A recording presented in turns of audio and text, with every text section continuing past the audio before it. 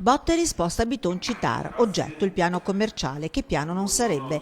L'ex primo cittadino interviene a difesa del suo operato e della sua amministrazione, mentre la campagna elettorale si fa sempre più attiva. Sul tavolo della discussione la sentenza del TAR del Veneto che bacchetta l'amministrazione. Il piano commerciale è stato approvato dalla Giunta e non dal Consiglio Comunale e comunque l'amministrazione comunale non può mettere vincoli al commercio.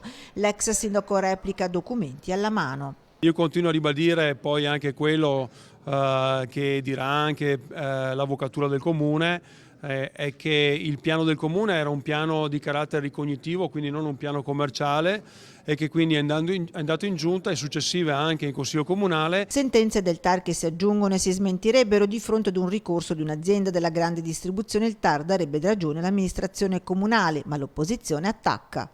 A Bitonci vuole essere sopra tutti e anche sopra i giudici, a quanto pare adesso.